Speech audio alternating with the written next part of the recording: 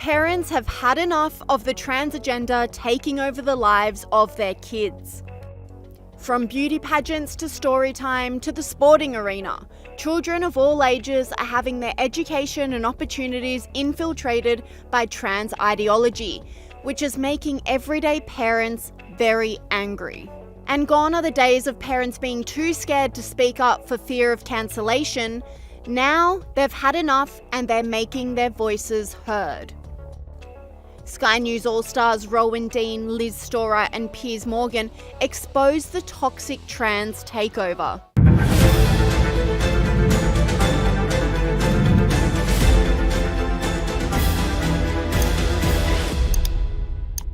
Sport has always been the most prolific battleground for the trans debate. Leah Thomas sparked the discussion with her stratospheric rise from an average male swimmer to the #1 female swimmer in the NCAA championships. Since then, the participation of trans athletes competing in women's sports has skyrocketed. And despite backlash, the trend has continued, with dangerous consequences, says Sky News All-Star Rowan Dean. One of the tragic outcomes of the radical transgender, gender fluidity, 54 genders theory nonsense that has been foisted on our unsuspecting and gullible school kids and their parents in Western societies has been the way allowing biological boys, men, to compete with girls and women has been devastating to the dreams and ambitions of those aspiring young athletes. Many girls have simply abandoned sports out of a sense of futility. But it's not just the medals they may miss out on that is the real nightmare facing these distraught young women. My teammates and I were forced to undress in the presence of Leah, a 6'4" tall biological male, fully intact with male genitalia, 18 times per week. Some girls opted to change in bathroom stalls and others used the family bathroom to avoid this. When we tried to voice our concerns to the athletic department, we were told that Leah's swimming and being in our locker room was a non-negotiable, and we were offered psychological services to attempt to re-educate us to become comfortable with the idea of undressing in front of a male. Whoa, quote, "We were offered psychological services to attempt to re-educate us to become comfortable with the idea of undressing in front of a male." Let that sink in. Imagine if that was your daughter. This is the modern left, non-negotiable. Only last week, a biological male dominated a female athletics race, reveals Sky News All-Star Liz Storer. Just recently, this week, another case of a biological boy competing in girls' sports was gracing the newspapers. Here's the Daily Mail headline. This fellow had ranked 172nd as a guy, but now competing as a girl, he ranks 4th in the state. Here's some footage of him competing at the girls' 5K cross-country competition. Way to keep, bro! Way to keep, bro! Nice job, bro! Sukkah, running in a girls' race. Imagine how you'd feel as a parent. Imagine how you'd feel as one of the other competitors who's trained for this and whose college future could depend on where you place in this race. It goes on and on and on. Supreme Court, do something about it. And unsurprisingly, a transgender powerlifter smashed the women's record in Canada, says Sky News All-Star Chris Kenny. And in Melbourne as we speak, Susie O'Brien from the Herald Sun is still with us, and Stephen Senatiempo in Canberra, breakfast host of Radio 2CC. I want to show both of you a little moment in sport. We're speaking about women's sport and how brilliantly it's going for Australia at the moment. Let's have a look at this athlete winning a record in women's weightlifting in Canada.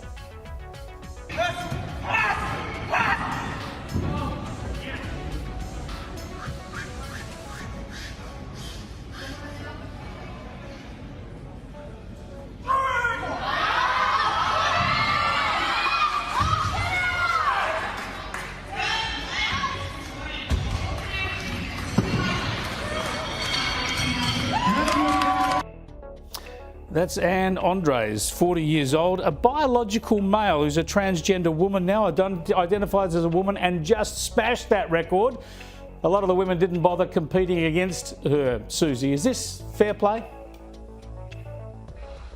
I don't think it's fair play, and I think it undermines the status of a lot of legitimate trans athletes who have to meet a lot of rules in terms of hormones or anything else so that there's a level playing field. If you've got a man who says, I'm a woman, I can compete with other women, and then they go and beat them by 200 kilograms, it's an absolute farce. And I think it doesn't do women any service. It certainly doesn't do trans athletes who are working hard to be on the same biological level as women. It's just a complete and utter debacle, and I think the female weightlifters of Canada have got every right to feel completely ripped off by this complete farce. And then that same person released a video mocking female powerlifters, which fellow competitor April Hutchinson told Sky News host Piers Morgan incited hate. Anne Andres, who is a biological male who's transgendered, currently holds 4 of the 5 provincial records, the highest deadlift of all ages in Canada. If Anne Andres competed with males, then she would place around 6,000. Right there is the inequality, the unfairness that we're seeing in many sports, but particularly a sport like yours. Yeah, so you have powerlifting, which is a pure strength sport. Males have an advantage of 60 to 70% advantage over females. You hear Anne talking about the bench press. Why is bench press so weak for females? We're not designed for bench press. We don't have the right muscle mass for bench press, so therefore we will be weaker. When you hear her mocking, really, the whole situation, how does that make you feel? I mean, it's the whole thing is disgusting. It's disgraceful. It's disheartening. It's even more disheartening that the Federation allows this to happen. I am the one being punished for speaking truth, yet he can mock females and say, call me a bigot, incite hate, and nothing's being done about that. But I'm the one being silenced by my federation. And when World Aquatics tried to create a fair playing field by creating an open category where trans athletes could compete against each other, their efforts failed spectacularly, with not one athlete opting in. Sky News All-Star Ollie London echoed these concerns, saying trans athletes are trying to take away the rights of women. The real issue is, people trying to take away the rights of women, because women have fought for decades to have their own sports. Women have fought to have their sports on an equal footing with men, because, still women's sports today, they're not watched as much with higher audience figures as men's sports. So women have really fought for this for so long. So it's the fact that these athletes are trying to take this away from women when they have the right to compete in their biological category. And indeed, there are some organizations now proposing this. Some cycling races are now having open men's categories where transgender, non-binary athletes can compete, which I think is fair, because at the end of the day, everybody has the right to compete in sports. Nobody wants anyone to be excluded, but it's simply about fairness, because we know biological boys have an advantage. So that's why Fairness First organisation is very pivotal for trying to defend the rights of women. The transgender has also infiltrated education, with drag storytime being labelled as sick by Sky News contributor Prue McSween. I shouldn't laugh because it's not funny, but it's just you got to shake your head. So librarians in Victoria now have to have anti-violence training. They're being intimidated and trolled, they say, all because they've made a decision to have these drag time storytelling things for kids. Now, rather than have to have all of this training for violence and protesters, a lot of them are from the left, of course, how about they just not have the drag queens and story time and kids? Exactly, don't have it. I tell you who would love drag time and story time at the old people's homes, Peter. Go and entertain them. They would love a drag queen to come in and sing to them. But no, they're not harassing the aged care homes. They're going after kindergartens and libraries. Disgraceful. I don't like that I don't like it at all. The whole concept, you know, I'm picturing karate librarians. I mean, these mild-mannered bookworms are going to suddenly become experts in self-defense.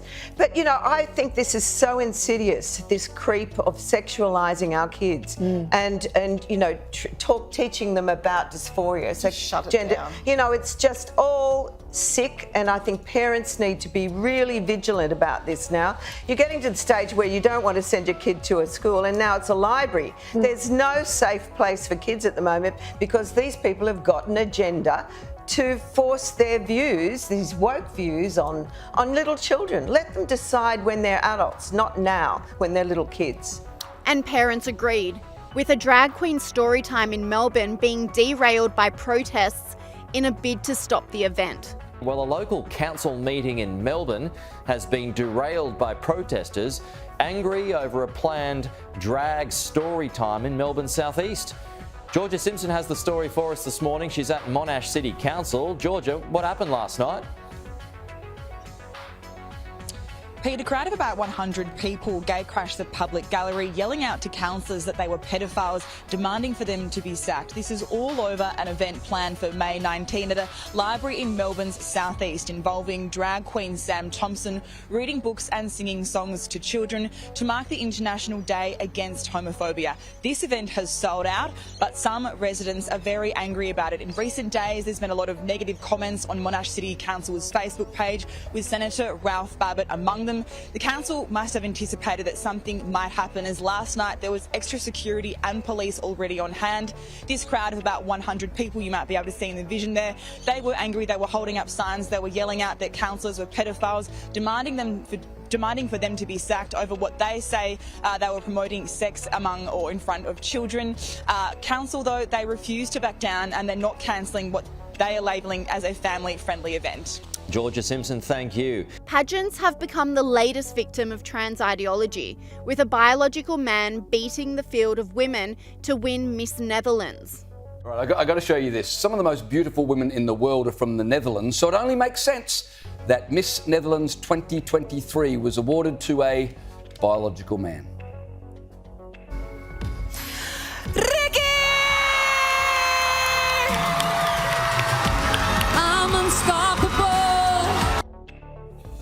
Trans woman Ricky Valerie Colley is the first male to win the female title in 94 years. I think, Caleb, that's because it didn't occur to anyone until about 3 minutes ago to award the best looking female to a biological man.